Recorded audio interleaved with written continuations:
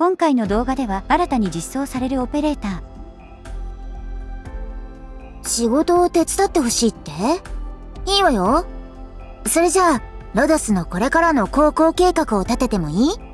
ちょうど近くで、とある部族の特別な儀式がそろそろ始まるから、見に行きたいんだけど。進路を適当に変えちゃダメ？そんなつもりじゃないけど、通り道でもダメなの？医療オペレーターティティの紹介及び解説を行っていきます。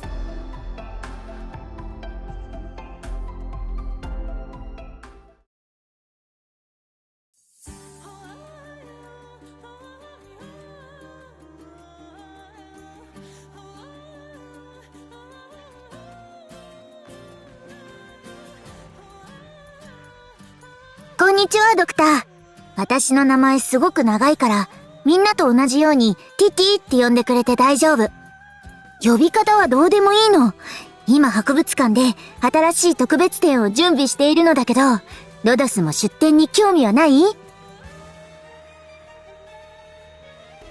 コードネームティティ、本名メジェティクティナスート・マシャイルは、サイドストーリー、太陽すらも追い越しての舞台にもなったサルゴンの港ハマイにある、バルジャバンダバード博物館の当時は副館長で、現在は館長となった人物。現在は外勤オペレーターとして、ロドスとは協力体制を敷いています。彼女はサルゴン人としては非常に珍しく、ミノスに対して強い憧れを持ち、同時にサルゴンとミノスの険悪な状況を修復したいと考えています。サルゴンとミノスの関係はパラス関連で語られた通り、サルゴン側からの侵略戦争から始まり、当初、サルゴンは短期間で征服が完了すると考えていたものの実際は長期化。結果的には数の暴力を武器にしたサルゴンがミノスを征服。その後は同化政策を行ってミノスのあらゆる文化の破壊とミノス言語の抹消を開始。ミノスは同化政策の中で発展していき、サルゴンには欠かせない地域へとなっていきます。ですが、そのような恩恵はミノス人にまで及ぶことはなく、1038年にサルゴンのシャーハンシャーが毒殺されたことをきっかけに後継者争いが勃発。この状況を好機と見たミノスは現在ミノスで語られている12人の英雄を筆頭に蜂起を開始。コリニアから始まった神殿奪還戦争は最終的にはミノス側の勝利に終わり、ミノスはサルゴンからの支配から脱却することになります。その後はパラスがいたアクロティ村のような散発的な侵略があり、最終的にはアクロティ村での勝利を起点とした不可侵条約が制定され、現在に至りますが、当然ながら両者のいがみ合いが終わることはなく、亀裂が残ったままです。ティティが偏見のない目でミノスのことを見れているのは父の影響でしょう。ティティは幼少期の頃から父からミノスの英雄譚を多く聞かされて育っており、それが理由でミノスに対して強い憧れを持っています。ただ、その英雄譚に関してはかなりあやふや。というのも、その英雄譚の元は何か出典があるというわけではなく、父がミノスで捕虜だった頃に真偽が定かではない話を、真偽が定かではない形で聞かされたものであり、つまるところ、脚色され放題、何が嘘で本当かもわからないものでした。ただ、だからこそ、ティティはミノスに対して強い憧れを持つようになったのでしょう。成長したティティはその後、クルビアに向かい、博物館学を専攻。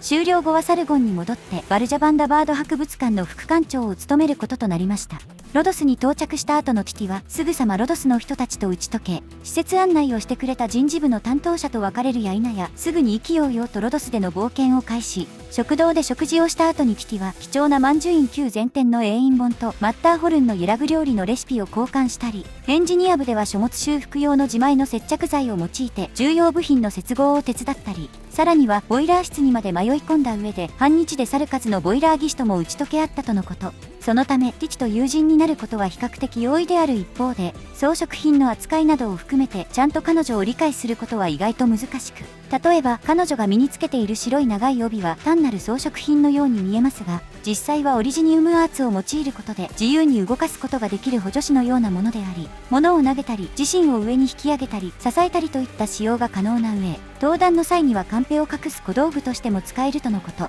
またアーツロットも一見すると骨董品のように見えますが、実際はティティ自身が設計作成したものであり、ティティ曰くデザイン自体はサルゴンの古い書物を参考にしてはいるものの、アーツ増幅については特に未知の技術などを使っているわけではない様子。実際このアーツロットはティティのアーツを強く増幅させる効果がありますが、強く増幅させる理由は単に増幅器を7つも積んでいるだけだからに過ぎないようです。ちなみにティティにもまたムースの猫ちゃんやエイヤフィアトラのチビメイちゃんのようなミオと呼ばれる猫がくっついており、獣種であるということは基地の通りですが、ロドスは当初はそのミオを単なるフェリーンの獣犬と考えていた様子。そのミオもまたロドスでの生活を堪能しているようで、日当たりの良い場所にクッションを置いたり、時折一風変わったフェリーンの姿でティティにアドバイスを送ったり口論している様子が確認されているとのこと。ミオはティティの性格が好きな上に、ティティが伝統や継承などの厄介な代物を背負い込んでいないことを好んでいるようで、またグランドバザールから離れることができたというのもティティについてきた理由のようです。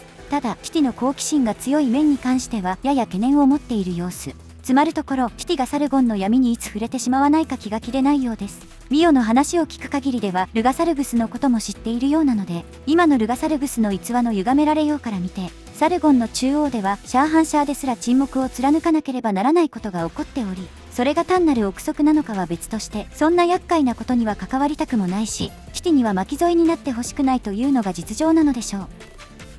ティティのモチーフは古代エジプトにて崇拝された女神であるバステトでしょう。バステトはもともとは獰猛なライオンの頭を持つ戦いの女神でしたが、時代とともに役割は変わっていき、現代では馴染み深い猫の姿で描かれるようになりました。バステトの神としての役割は家庭の守護者であり、病気や悪霊から家族を守り、特に妊婦や子供を助ける慈愛の象徴とされています。また音楽やダンス喜びを司る豊穣の神としての側面も。古代エジプトにおいて猫は穀物を荒らすネズミを退治してくれることから、このような面が追加されていきました。一方で慈愛一辺倒の神というわけではなく、激怒するともう一つの面として破壊を司るセクメトに変わるという逸話もあります。ただこの位相は元からセクメトとバステトが分かれていたところから派生した話というわけではなく、セクメトがより力強い守護者としての面が強調されていくうちに、相対的にバステトもどんどんと慈愛の満ちた女神として猫の姿で描かれていくことが多くなっていったということのようです。つまるところ、ネズミの駆除目的で猫を飼い始めた結果、エジプトの人たちは駆除目的だけではなく、猫そのものの魅力に取り憑かれてしまい、猫を慈愛の神として求めたことによってバステトは生まれたのかもしれません。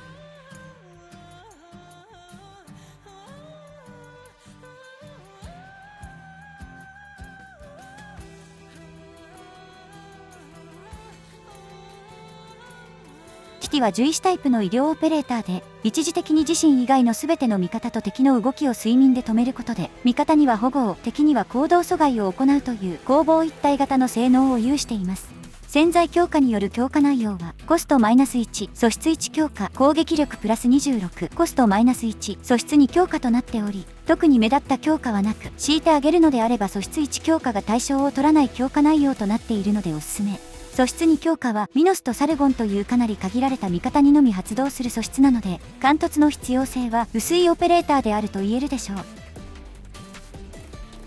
素質1は、ティティは睡眠状態の敵を攻撃できるようになり、移動していない敵を攻撃時、追加で攻撃力の一定割合の術ダメージを与え、ティティを配置中、睡眠状態の敵はティティの攻撃力の一定割合の術ダメージを毎秒受けるという効果。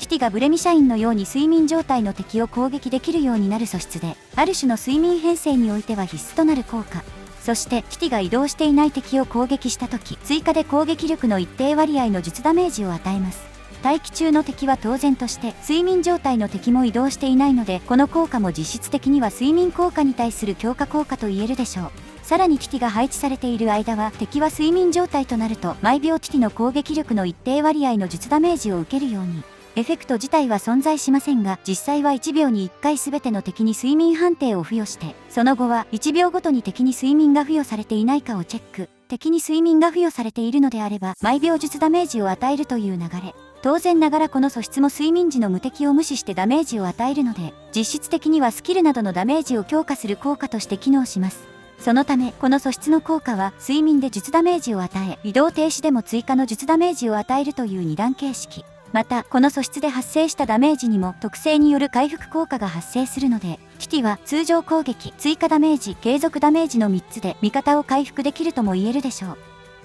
素質にはティティを配置中、サルゴン陣営とミノス陣営のオペレーターは、HP が最大値の 50% 以上であれば攻撃速度プラス20の融合状態を獲得するという効果。ティティ自身も陣営はサルゴンとミノスなので、この素質の効果を受けることができ、素質発動中のティティの攻撃間隔は 1.33 秒まで短縮されます。獣医師自体、医療としてはかなり攻撃間隔が短い職分ではありますが、この素質の効果を受けることができれば、医療としては最速クラスの回復間隔を得ることができるでしょう。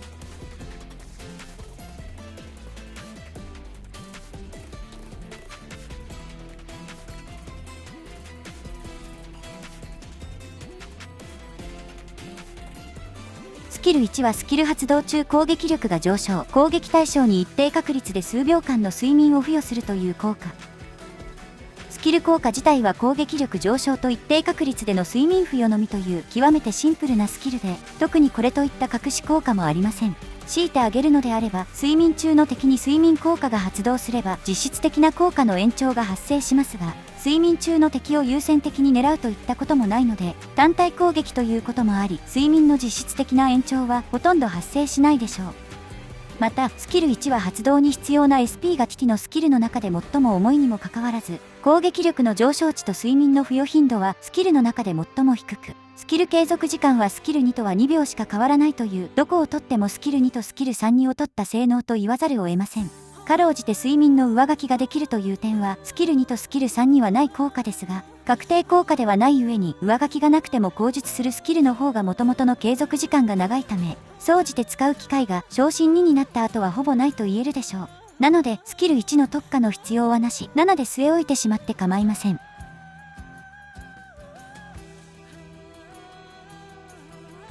スキル2はスキル発動中、ティティは攻撃を停止、自身と攻撃範囲内にいる最も HP 割合が低いオペレーターをスキル終了まで睡眠状態にし、自身とこのスキルの対象となったオペレーターの周囲にいる敵もスキル発動中は睡眠状態を付与、さらに素質1の効果が大幅に強化されるという手動停止可能な効果。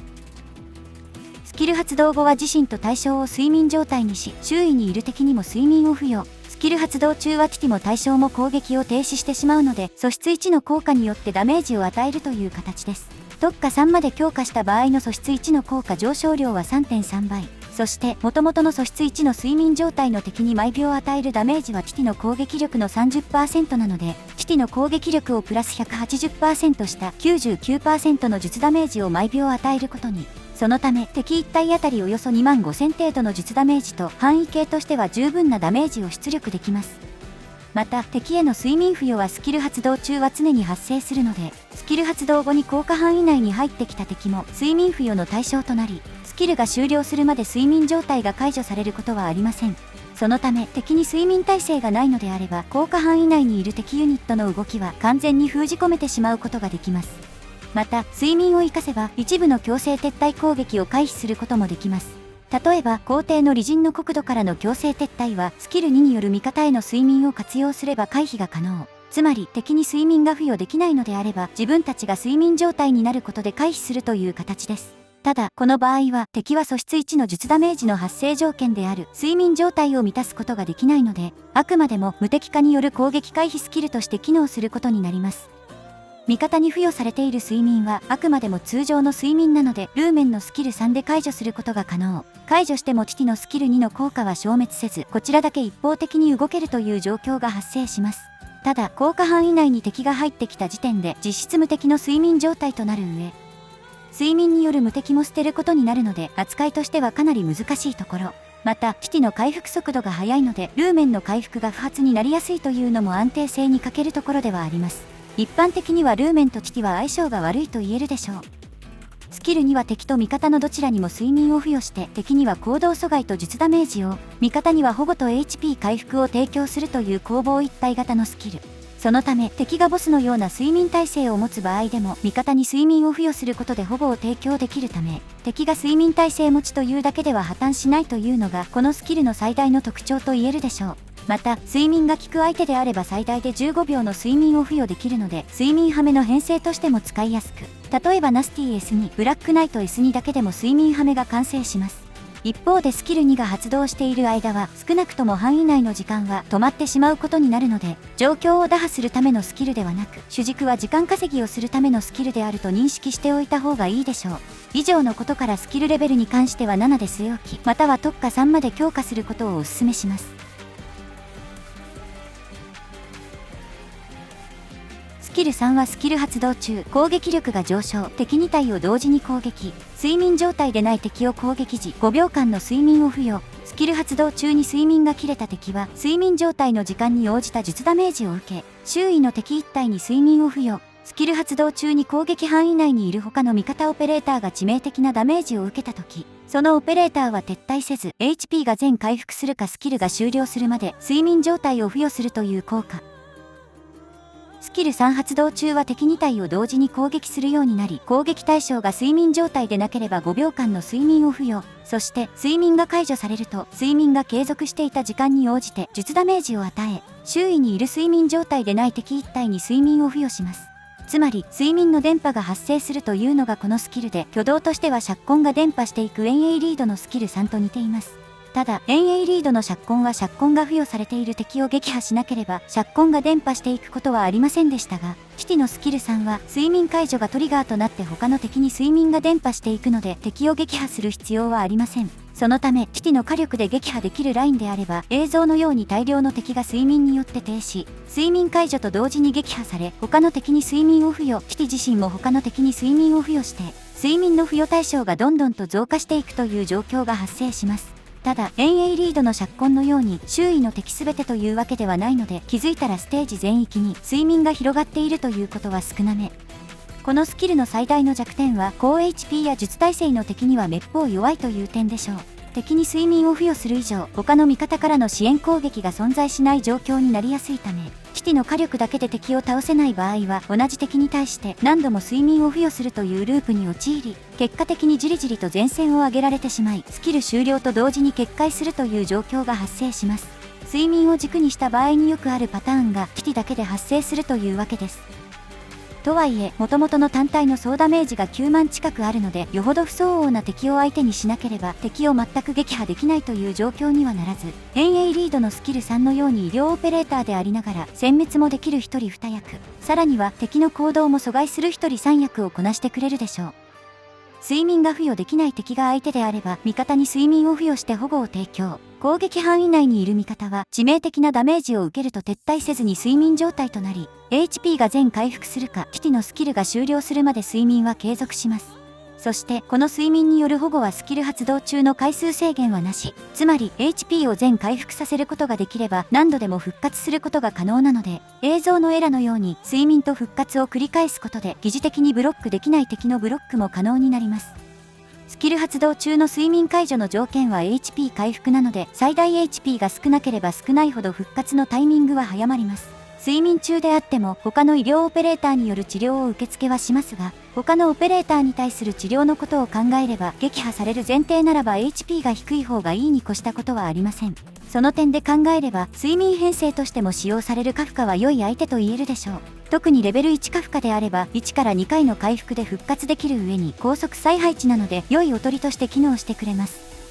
またはルーメンのスキル3と組み合わせれば HP 全回復を待たずに強制的に対象のオペレーターを再起させることも可能です。大陸版でキティ実装直後は一度ルーメンで睡眠を解除してしまえば、キティのスキル発動中は致命的なダメージを受けても撤退しない上に睡眠も付与されないという無敵状態が発生していましたが、こちらはさすがに度が過ぎたのか修正され、現在の致命的なダメージを受けるたびに睡眠が付与される形式に変わっています。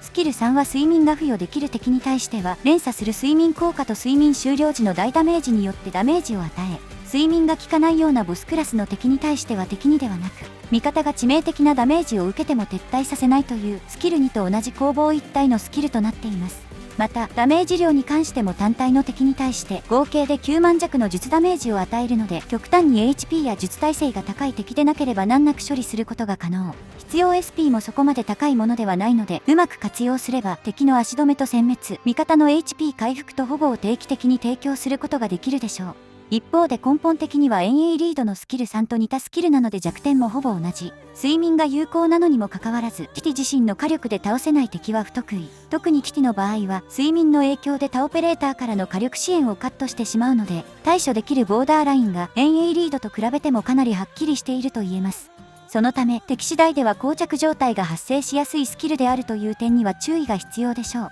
スキルレベルに関しては医療ではありますが、スキルの性質から火力が非常に重要となるので特化3を推奨します。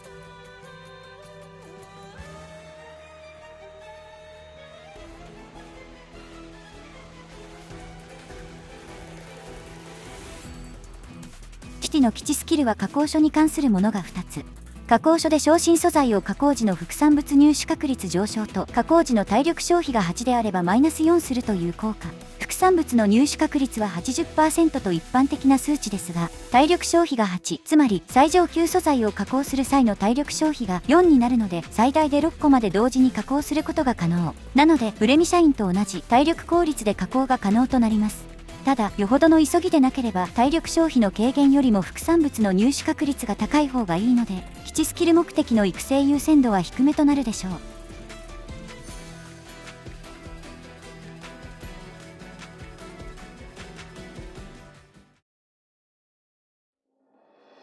キティは睡眠を軸に味方への回復と保護、敵への行動制御と火力出力を行うオペレーターで、これまで敵の行動制御だけに用いられてきた睡眠を味方に付与することで無敵を提供するという、これまでにない睡眠の使い方でアプローチをかけた性能を有しています。そのため敵ユニットが睡眠耐性を有していても破綻しないというのが最大の特徴であり、比較的どのステージにおいても扱いやすいと言えるでしょう。一方で睡眠という汎用性の低い状態異常を軸にしているため、ステージ攻略に対する汎用性はあるものの、編成に対する汎用性はあまりなく、睡眠編成を組まない限りは独立したオペレーターとして動きがちという点がネック。総じて日常攻略向きというよりかは高難易度におけるピンポイントでの活躍に向いたオペレーターです。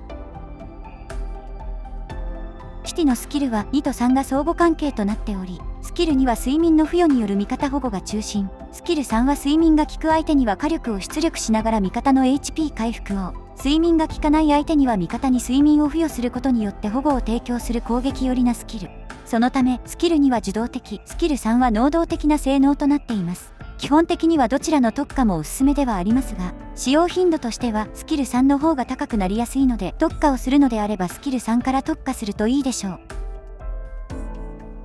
合わせて X モジュールの方も紹介。X モジュールは回復量の増加と素質で発生する術ダメージを強化するというもの。そのため他のモジュールでよくある使用感が大きく変わるタイプではなく、単純に火力をメインにパフォーマンスを上げるタイプのモジュールです。そのためキティを積極的に運用していくのであればステージ3まで強化することをお勧め。特に積極的な運用を考えていないのであればモジュールはなしでもいいでしょう。